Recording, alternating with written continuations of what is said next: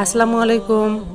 আমাদের ইসলামের আলো চ্যানেলটি খোলার উদ্দেশ্য হলো ইসলামী বিভিন্ন তথ্য দেয়া, মানুষকে সৎ কাজে আদেশ করা এবং অসৎ কাজ থেকে বিরত রাখার আহ্বান করা।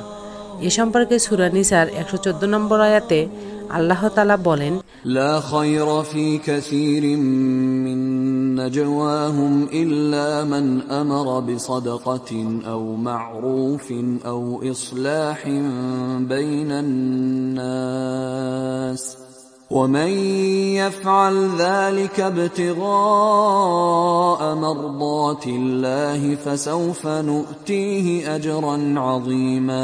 সাধারণ লোকদের অধিকাংশ সলা পরামর্শের মধ্যে কোনো বরকত নাই, তবে যারা দান খয়রাত বা কোনো নেক কাজ কিংবা মানুষের পরস্পর সংশোধনের জন্য উৎসাহ প্রদান করে তাদের পরামর্শের মধ্যে অবশ্যই বরকত আছে।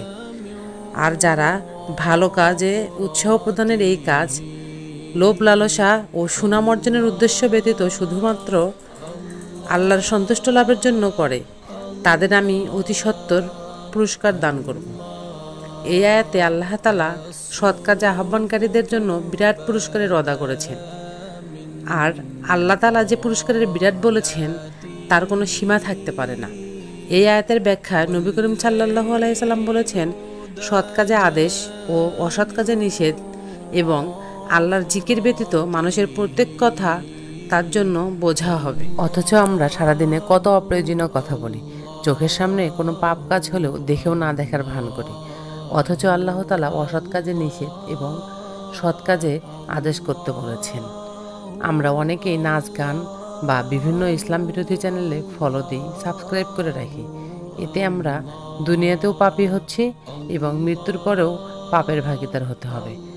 আর ইসলামী চ্যানেলের পাশে থাকলে আপনার দ্বারা যদি একটি লোকও কোরআন হাদিসের কথা জেনে তা পালন করে, তাহলে আপনিও এই সওয়াবের অংশীদার হবেন ইনশাআল্লাহ। আর মনে রাখবেন, আপনার দ্বারাই যদি কোনো ভালো কাজ সংগঠিত হয় তার ফল দুনিয়াতেও পাবেন, মৃত্যুর পরেও পাবেন।